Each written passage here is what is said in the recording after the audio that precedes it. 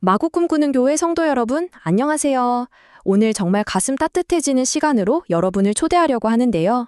혹시 사랑이라는 단어를 들으면 지금 바로 머릿속에 떠오르는 얼굴이 있으신가요? 오늘은 지난 5월 11일 이승현 목사님이 전해주신 어버이주일 설교, 하나님의 유비를 함께 리뷰해 보려고 합니다. 이게 단순히 부모님께 효도합시다 이런 뻔한 이야기가 아니거든요. 우리가 미처 몰랐던 정말 우주보다 훨씬 더 큰 사랑의 비밀이 이 말씀 속에 숨겨져 있습니다. 자, 그럼 편안한 마음으로 저와 함께 그 놀라운 비밀 속으로 한번 들어가 보실까요? 먼저 여러분께 아주 흥미로운 질문을 하나 던져볼게요. 이 세상에서 가장 오랜 시간 동안 자기 혼자서는 정말 단 하나도 할 수 없는 가장 무기력한 존재가 과연 누구일까요? 정답은 바로 우리 인간의 생명, 그 맨 처음 시작점에 숨어 있습니다. 자, 동물의 세계랑 한번 비교를 해볼까요? 진짜 신기한 게요. 송아지나 망아지 같은 동물들은 갓 태어난 피덩이인데도 불과 몇 시간 만에 막 비틀거리면서 자기 발로 일어서잖아요? 바다거북 새끼들도 알에서 깨자마자 누가 안 가르쳐줘도 본능적으로 파도치는 바다를 향해 막 기어갑니다. 그런데 만물의 영장이라는 우리 인간은 어떤가요? 인간의 갓난아기는 혼자서 밥을 찾아 먹을 수도, 일어설 수도 없죠. 심지어 자기 목 하나 가누는 데만 서너 달이 걸립니다. 누군가가 곁에서 찰싹 붙어서 전적으로 돌봐주지 않으면 하루도 살 수 없는 그야말로 세상에서 가장 무력한 존재가 바로 인간의 아기입니다. 그래서 여기서 우리는 아주 근본적인 궁금증이 생기는 겁니다. 전능하신 하나님께서 왜 당신의 형상을 닮은 인간을 이렇게 만드셨을까요? 태어나자마자 척척 걷고 혼자 젖병도 잡고 먹을 수 있게 독립적으로 만드실 수도 있었잖아요. 그런데 왜 무려 십수년 동안이나 부모에게 전짝으로 매달려야만 살 수 있는 그렇게 철저하게 연약한 존재로 설계하셨을까요? 놀랍게도 이 길고 긴 의존의 시간 속에는 하나님의 정말 깊은 섭리가 담겨 있습니다. 그 해답을 풀 열쇠가 바로 유비라는 개념인데요.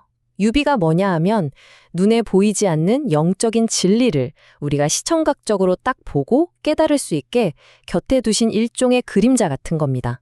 목사님이 이렇게 설명하셨죠. 우리가 하나님을 아버지라고 부르는 건 하나님이 우리 육신의 아버지를 닮아서가 아니라고요. 순서가 완전히 반대라는 겁니다. 세상을 창조하시기도 전, 그러니까 부모라는 개념조차 아예 없던 태초에 하나님은 당신의 그 한없는 사랑과 용서를 우리가 깨닫게 하시려고 당신의 가장 많이 닮은 모형으로 부모라는 존재를 이 땅에 먼저 만드신 거예요. 그러니까 부모님은 우리가 하나님을 처음으로 엿볼 수 있는 인생의 첫 번째 창문인 셈이죠. 우리가 매일 부대끼며 살아가는 세상의 논리랑 부모님의 사랑을 비교해보면 이게 얼마나 대단한 건지 확 와닿습니다. 사실 세상은 철저하게 기브 앤 테이크잖아요. 능력 없고 회사에 이익을 못 주면 가차없이 밀려나는 아주 조건적인 곳이죠. 하지만 부모의 사랑은 이런 세상의 계산법을 완전히 벗어나 있습니다. 생각해보세요. 갓난아기가 돈을 벌어옵니까? 집안일을 돕습니까?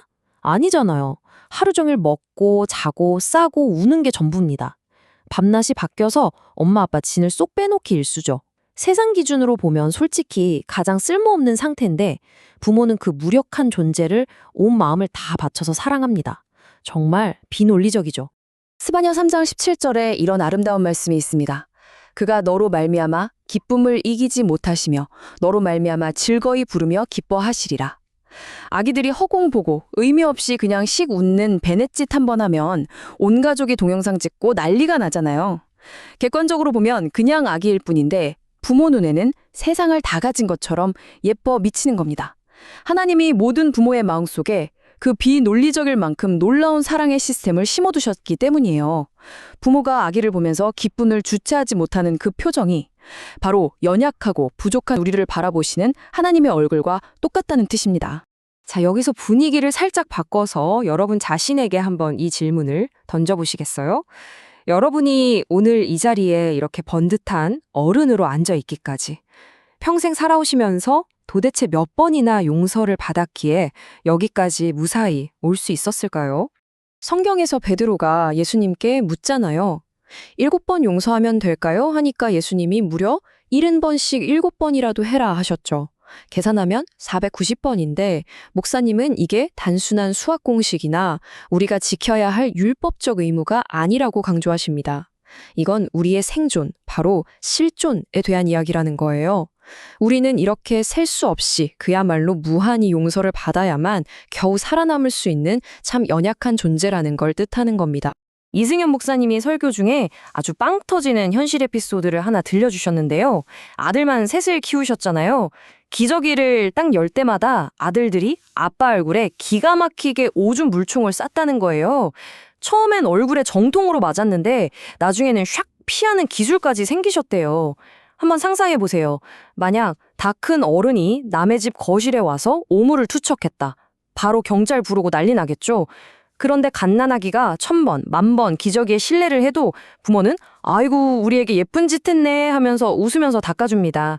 냄새나는 우리의 허물을 끊임없이 닦아주시는 것. 이게 바로 하나님의 그 측량할 수 없는 끝없는 용서를 우리 일상에서 가장 생생하게 체험하는 순간인 겁니다. 1부. 희생적 사랑과 하나님의 지혜. 솔로몬의 재판과 바벨론.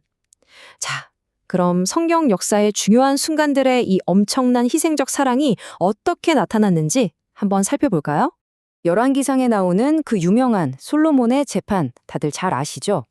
살아있는 아기를 두고 두 여자가 서로 자기 애라고 다투니까 솔로몬이 아이를 반으로 가르라고 명령합니다. 이때 진짜 엄마의 반응을 한번 보세요. 가짜 엄마가 반으로 나누자고 동의할 때 진짜 엄마는 불붙는 듯한 애통함으로 이렇게 부르짖습니다. 제발 죽이지 마시고 산 아기를 차라리 저 여자에게 주소서. 내 아이가 죽느니 평생 내 아들을 아들이라 부르지 못하는 그 피눈물 나는 억울함을 감수하더라도 남의 품에서라도 내 아이가 살아 숨쉬는 널 택한 겁니다. 이 처절하고 완벽한 포기가 바로 진짜 부모의 마음인 거죠. 그리고 이 기가 막힌 이야기가 이스라엘의 바벨론 포로기 사건에 숨겨진 진리를 완벽하게 설명해 줍니다. 성경은 솔로몬의 판결을 인간의 머리에서 나온 게 아니라 하나님의 지혜라고 부르거든요. 이스라엘 백성들이 바벨론의 포로로 끌려갈 때 그들은 하나님이 우리 버리셨구나 하고 절망했습니다.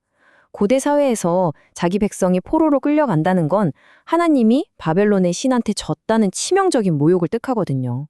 하지만 하나님은 당신이 조롱을 당하고 수치를 겪더라도 백성들이 죄 속에 빠져 완전히 멸망하는 걸 막기 위해서 아기를 살리려고 가짜 엄마에게 자기 아기를 넘겨주던 그 진짜 엄마의 심정으로 이스라엘을 바벨론에 넘기신 겁니다.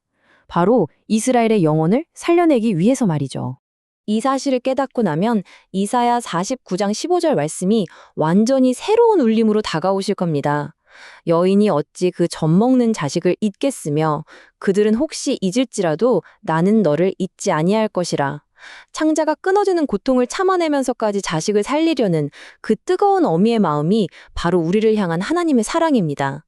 상황이 아무리 캄캄하고 힘들어도 하나님은 절대 우리를 놓지 않으신다는 그 흔들림 없는 증거가 바로 우리 부모님의 마음속에 고스란히 담겨 있는 겁니다. 자, 그렇다면 우리는 이제 부모님을 어떻게 대해야 할까요? 성경에서 말하는 부모 공경은 세상에서 말하는 유교적인 도리나 무거운 의무감이 아닙니다. 억지로 해야 하는 율법적인 짐으로 다가가면 결국 지치게 되거든요. 진정한 성경적 효도는 나에게 생명을 주고 그 수많은 냄새나는 기저귀를 갈아주시며 끝없는 용서와 사랑을 베풀어 주신 분들, 즉 내 인생에서 하나님이라는 분의 모습을 가장 처음으로 엿보게 해주신 그분들에 대한 깊은 영적 감사에서 우러나오는 겁니다. 부모님 덕분에 우리는 이 세상의 그 차가운 법칙이 아니라 예수님의 십자가 사랑을 거부감 없이 온전히 받아들일 수 있게 된 거니까요. 하나님은 부모와 자녀를 묶어주신 이 사랑의 끈을 결코 풀지 않으셨습니다. 예전에는 여러분이 세상에서 가장 무력하고 작았을 때 튼튼한 부모님을 통해 하나님의 그 넓은 무한한 사랑을 배웠잖아요. 그런데 시간이 흘러 이제는 부모님이 점점 무기력해지고 연약해지십니다. 이제는 바뀌었어요.